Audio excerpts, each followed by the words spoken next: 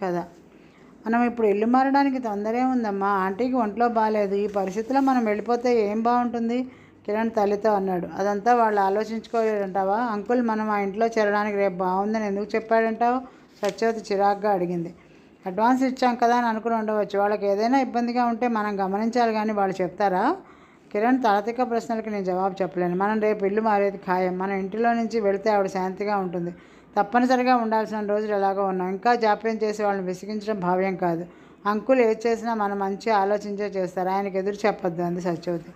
కిరణ్ నెట్టూర్చాడు. ఇది వరలో అయితే తల్లితో తర్కానికి దిగేవాడు, ఎదురు తిరిగేవాడు, మరీ ఇష్టం లేకపోతే తన మానాన్ని తన ఇంటి నుంచి వెళ్ళిపోయాడు. కానీ ఇప్పుడు కిరణ్ స్వభావం మారింది. తనకి ఒక బాధ్యత ఉంది అని తెలుసుకున్నాడు. తను అవివేకంతో తొందరపాటుగా ప్రవర్తిస్తే అది ముఖ్యంగా తల్లి కంటే ఎక్కువగా భానుమతిని కృష్ణప్రసాద్ని బాధ పెడుతుందని గ్రహించిన అతను జాగరూకతతో మసలటం నేర్చుకున్నాడు. సరేనమ్మా, నీ ఇష్టం అన్నాడు. కొడుకు తర్కానికి దిగినందుకు సత్యవతి సంతోషించింది. సత్యవతి వేరే ఇల్లు అద్దెకు తీసుకోగానే ఎప్పుడెప్పుడు ఆ ఇంట్లో నుంచి వెళ్ళిపోదామా అని క్షణాలు లెక్క పెట్టుకోసాగింది. అయినా ఈ ఇల్లు విడిచి తను ఎంత దూరం వెళ్తోందని? కృష్ణప్రసాద్ రోజు కోర్టుకి వచ్చేపోయే తోవే అది. మధ్యాహ్నం లంచ్ టైంలో అతని పని ఒత్తిడి లేకపోతే ఒక అరగంట వచ్చి వెళ్ళవచ్చు. కానీ కిరణ్ ఆలోచన ధోరణి పూర్తిగా భిన్నంగా ఉంది. ఈ వేరే ఇల్లు తీసుకోవాలనే సూచన ఎవరి ద్వారా జరిగింది అతనికి తెలియదు. కానీ దాన్ని కృష్ణప్రసాద్ వెంటనే ఆమోదించడంతో మరీ ఇల్లు కుదిరింది. నెల అద్దె అడ్వాన్స్గా ఇచ్చి వెళ్లాల్సిన రోజు నిర్ణయం అయిన తర్వాత అతనికి సత్యవతి ఈ విషయం చెప్పింది. ఈ మాట వినగానే అతను కంగారు పడ్డాడు, అడ్డు చెప్పబోయాడు. కానీ సత్యవతి ఇది కృష్ణప్రసాద్ చేసిన నిర్ణయం అనగానే మారు మాట్లాడలేకపోయాడు. ఇప్పుడిప్పుడే అతనికి సునీతకి మధ్య అనిర్వచనీయమైన స్నేహాభిమానాలు పెరుగుతున్నాయి. కొద్ది రోజుల్లో తామిద్దరూ కాబోయే భార్యాభర్తలం అనే భావన ఇద్దరూ అనుకోకుండా ఒకరివైపు ఒకరు మాటల సందర్భంలో చూసినప్పుడు చెంపలు ఎరుపెక్కేలా చేస్తోంది. సునీత ఇప్పుడు కిరణ్ గది పట్ల ఎంతో శ్రద్ధ తీసుకుంటోంది. ఉదయం అతను లేచేసరికి పేస్టు బ్రష్ రెడీగా ఉంటాయి. ముఖం కడుక్కుంటాడో లేదో వేడివేడి కాఫీ కప్పు టేబుల్ మీద సిద్ధంగా ఉంటుంది. భానుమతికి ఒంట్లో బాగా లేకపోయినా అతని భోజనం ఎంతో శ్రద్ధగా అమర్చుతోంది. సాయంత్రం అతను ఆఫీస్ నుంచి వచ్చేసరికి పక్క మీద తెల్లటి దుప్పటి ఉంటుంది. గదిలో టేప్ రికార్డ్ ఆన్ చేసి సన్నగా సంగీతం వినిపిస్తూ ఉంటుంది. చదువుకోవడానికి ఆ రోజు పేపరు, నచ్చిన పుస్తకమో దిండు దగ్గర రెడీగా వెయిట్ చేస్తూ ఉంటుంది. ఈ పనులన్నీ చేసేది సునీత అని అతనికి తెలుసు. కానీ ఒక్కసారి కూడా ఆ పనులు చేస్తూ ఉండగా సునీతను చూడలేదు అతను. సునీత కిరణ్తో మాట్లాడడం ఎవరికీ కనిపించదు. కానీ అతనికి తనతో మాట్లాడినట్టే ఉంటుంది. ఓ రోజు అతను ఆఫీస్కి వెళ్ళేటప్పుడు షర్టు తీసుకుని వేసుకోబోతుంటే ఒక చిన్న కాగితం గుండు సూదితో తగిలించి ఉంది. కిరణ్ అది చూశాడు. సాయంత్రం త్వరగా రావాలి, నేను షాపింగ్కి వెళ్ళాలి అని ఉంది. అతను సాయంత్రం అదరాబదరాగా బస్సు అందకపోతే ట్యాక్సీలో త్వరగా వచ్చేశాడు. అతను ఆఫీస్ నుంచి వస్తూ పువ్వులు తెచ్చాడు. కానీ సునీతకి ఇవ్వాలంటే భయం. అందుకే స్నానానికి వెళ్ళేటప్పుడు తన కోసం కాఫీ కప్పు పెండే చోట అది పెట్టి ఊరుకున్నాడు. అతను స్నానం చేసి తిరిగి వచ్చేసరికి అక్కడ పువ్వుల పొట్లం లేదు. థ్యాంక్ యూ అని అక్షరాలు రాసి చిన్న కాగితం కాఫీ కప్పు కింద ఉంది. ఆ అక్షరాలు అతనికి ఎంతో ముద్దొచ్చాయి. తను తెచ్చిన పూలమాల సునీత జడలో వయ్యారాలు పోతూ ఒదిగి ఉండడం చూసి అతనికి ఎంతో ఆనందం కలిగింది. అతనికి తెలియకుండానే అతని కళ్ళు సునీత కోసం వెతికాయి. అతని మనసు సునీత గురించి ఆలోచిస్తోంది. ఇది అతనికి ఎంతో ఇష్టంగా మధురంగా ఉంది. తెల్లవారు లేవగానే ఆఫీస్కి వెళ్లే ముందు, ఆఫీస్ నుంచి మళ్ళీ రాగానే సునీత చేసే తమాషా పనుల కోసం అతని మనసు ఎదురు చూసేది, ఆనందం పొందేది. ఇలాంటి సమయంలో తల్లి ఇంట్లో నుంచి మనం రేపు వెళ్ళిపోబోతున్నాం అని చెప్పిన వార్త ఆశనిపాతంలా అయింది. భానుమతికి ఒంట్లో బాగాలేదు, ఈ సమయంలో వెళ్ళడం భావ్యం కాదు అన్న ఆలోచన అతనిని ఇది కృష్ణప్రసాద్ నిర్ణయం, మనం కాదనకూడదు అంటూ తల్లి తోసిపారేసింది. అతనికి ఏం చేయాలో తోచలేదు. అతను తల్లి గదిలోంచి యువతలకు వచ్చేసరికి సునీత అక్కడ ట్రాన్సిస్టర్ పెట్టుకుని కూర్చుంది. అతను మామూలుగా అయితే తనంతటా తాను ఎప్పుడూ సునీతతో మాట్లాడు. ఈరోజు అలవాటును కూడా వదిలేసి సరాసరి సునీత దగ్గరికి వెళ్ళాడు. అతను చూడగానే సునీత ట్రాన్సిస్టర్ తగ్గించింది, తలెత్తి చూసింది.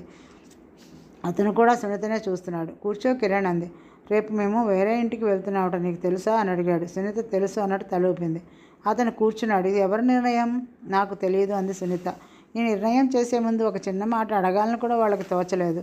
నేను అదే అనుకుంటున్నాను. నాకు నాన్న మధ్యాహ్నం చెప్పే వరకు తెలియదు. ఆంటీకి తెలుసా? తెలుసు, నాన్న నాతో అమ్మతో ఒకేసారి చెప్పారు. ఆంటీ ఏమంది? మంచిది అంది. ఏమంటుంది? బహుశా ఆంటీకి కూడా మనలాగానే తెలిసి ఉండదు. ఇది మా అమ్మ నిర్ణయం అయి ఉంటుంది అన్నాడు అతను నిస్పృహగా. పోనీలే కిరణ్, ఇది వరకు మనకి ఇల్లు ఒకటే, ఇప్పుడు 2 ఇళ్ళు అనుకుందాం సునీత అతను ఉత్సాహపరుస్తున్నట్టుగా అంది. అవునవును, ఇక్కడి నుంచి రోజు నేను ఆఫీస్కి రాగానే నీకు ఫోన్ చేస్తుండాలి అన్నాడు అతను. ఎందుకు? నువ్వు ఈ 2 ఇళ్లలో ఎక్కడుంటే అక్కడికి రావడానికి. సునీత పక్కకు నవ్వింది. కిరణ్కి నవ్వు వచ్చింది. సునీ అవతల గదిలోంచి భానుమతి పిలుపు వినిపించింది. ఆ కంఠం విసుగ్గా చిరాగ్గా ఉంది. వస్తున్నాను మమ్మీ. సునీత చప్పున లేచి తల్లి గదిలోకి వెళ్ళింది. కిరణ్ కూడా సునీత వెనకే వెళ్ళాడు. ఏమిటా నవ్వులు? తలనొప్పి పుడుతుంటే గదిలోకి వస్తున్న కిరణ్ని చూసి భానుమతి ఆగింది. సారీ మమ్మీ, కిరణ్ ఏదో అంటుంటే నవ్వు వచ్చింది. నీకు ఈ బత్తాయి రసం ఇవ్వనా? ఇవ్వు. సునీత అక్కడే ఉన్న బత్తాయిలు చాకు తీసుకుంది. ఈ పూట మీకు ఎలా ఉంది ఆంటీ? దగ్గరికి వచ్చి అడిగాడు కిరణ్. బాగానే ఉంది. ఆ కాయలు కోసేటప్పుడు జాగ్రత్త, చేయి కోసుకోకు. కిరణ్ వైపు చూడకుండా కూతురుతో అంది. నేను తీస్తా, ఇలా కిరణ్ సునీత దగ్గరికి వెళ్ళి బత్తాయిలు చాకు తీసుకున్నాడు. సునీత గ్లూకోజ్ తెచ్చింది. కిరణ్ సగం రసం తీసి గ్లాసు తెచ్చి భానుమతికి ఇచ్చాడు. తీసుకోండి ఆంటీ. గోడవైపు తిరిగి పడుకున్న భానుమతి వెంటనే లేవలేదు. ప్రసన్నంగా అతనితో మాట్లాడలేదు. ముభావంగా అక్కడ పెట్టు అంది. కిరణ్ పెట్టాడు. అతను అక్కడ చాలాసేపు కూర్చున్నాడు. కానీ భానుమతి ఇటు తిరగలేదు. ఆ రసం తాగలేదు.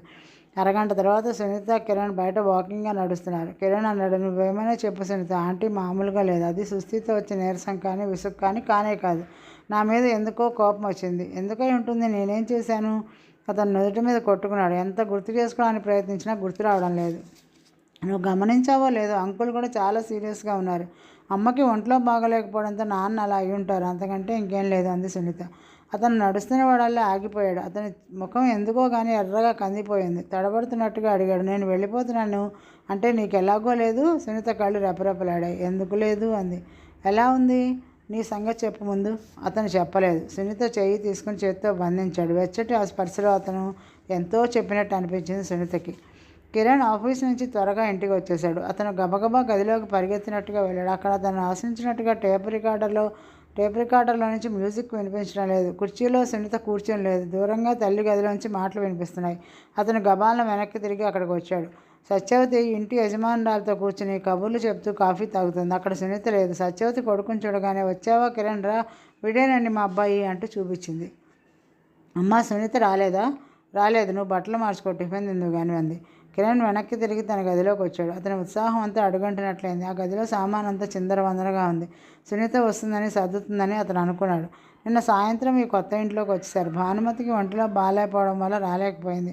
కృష్ణప్రసాద్ ఎక్కడో పార్టీ ఉందని వెళ్ళాడు. తన ఆఫీస్ నుంచి సరాసరి కొత్త ఇంటికే వచ్చాడు. అప్పుడు కూడా సునీత తల్లితో రాలేదు. తల్లికి మందులు ఇవ్వాలి కాబట్టి ఇంటిలోనే ఉందని సత్యవతి చెప్పింది. కిరణ్ ఆ రోజు ఉదయం ఆఫీస్కి వెళ్లే ముందు కృష్ణప్రసాద్ ఇంటికి వెళ్ళాడు. భానుమతితో కుశల ప్రశ్నలు అయిన తర్వాత సునీతను అడిగాడు, సాయంత్రం ఏ ఇంటికి రావాలి నేను? మీ ఇంటికే అంది సునీత. దేవిగారు అక్కడ ఉంటారా? మరి తప్పకుండా ఉంటారు. దొరగారు వచ్చేసరికి గది సర్ది టేప్ రికార్డ్ ఆన్ చేసి కుర్చీలో కూర్చుని పేపర్ చూస్తూ ఉంటారు. ఇప్పుడే ఈ దొరగారి విన్నపం ఒకటి ఉంది. ఈ రాత్రి దేవిగారి భోజనం అక్కడే. భోజనమా? అమ్మో, మళ్ళీ నేను ఇంటికి రావాలి. చీకటి అయిపోదు. దిగబెట్టానికి నేను లేనా? నాకు భయం వేస్తుంది బాబు. నాతో రావడానికా? కిరణ్ ముఖం చూసి పక్కన నవ్వింది. అతన్ని సాగనంపడానికి గేటు వరకు వచ్చింది. అతను స్కూటర్ మీద కూర్చొని స్టార్ట్ చేస్తుంటే సునీత స్కూటర్ హ్యాండిల్ మీద చేవేసింది. కిరణ్, ఒక ప్రామిస్ ఇవ్వు. ఇచ్చేశాను. ఏమిటి అడగకుండానే? ఆశ్చర్యంగా చూసింది. సునీ, నా మనసు ఒక తెల్ల కాగితం, దాని మీద సంతకం పెట్టి నీకు ఇచ్చాను. నీ ఇష్టం వచ్చిన వాగ్దానాలు రాసేసుకోవచ్చు. నన్ను అడగనవసరం లేదు. Thank you. ఇప్పుడు చెప్పు, నేను ఏం ప్రామిస్ ఇచ్చాను నీకు? నువ్వు నాకు ఇచ్చిన ప్రామిస్ ఏమిటంటే, నీ గది నా ఇష్టం వచ్చినట్టు నేను సత్తాను, నువ్వు కాదనకూడదు. అవును, సరేనా? నా గదే కాదు, నా జీవితం కూడా నీ ఇష్టం వచ్చినట్టు చక్కదిద్దుకో, అలంకరించుకో. అబ్బబ్బా, ఏమిటి వేళ ఎంత మాట్లాడేస్తున్నావు? నిన్నటి నుంచి నేను చూడలేదుగా. మాటలు ఎన్నో మూటలు అయిపోయాయి. అమ్మో, టైం అయిపోయిందంటూ స్కూటర్ స్టార్ట్ చేశాడు. సునీత అతన్ని పంపి నవ్వుముఖంతో ఇంట్లోకి తిరిగి వచ్చింది. మనుషులు ఎంత విచిత్రంగా మారుతారు. ఈ కిరణ్ చూస్తే ఆ కిరణైనా అనిపిస్తుంది. ఆఫీస్కి వెళ్ళిన కిరణ్ ఆ రోజు ఎంతసేపటికి సాయంత్రం కాబట్టి అతి భారంగా అనిపించింది. 5 గంటలకి ఆఫీస్ నుంచి బయలుదేరే ముందు కృష్ణప్రసాద్ ఇంటికి ఫోన్ చేశాడు. వంట మనిషి ఫోన్ తీసింది. సునీత లేదు అంది. ఎక్కడికి వెళ్ళింది? ఏం తెలియనట్టు అడిగాడు. తెలియదు, మధ్యాహ్నం 3 గంటలకే ఇంట్లో నుంచి వెళ్ళింది అంది. అలాగా అతను ఫోన్ పెట్టేశాడు. మనసంతా ఆనందం, ఉత్సాహం, తొందర, అనేక రకరకాల భావాలతో రంగుల హరివిల్లా అయింది. మేఘాల మీద వచ్చినట్టుగా స్కూటర్ మీద రయ్యమని ఇంటికి వచ్చాడు.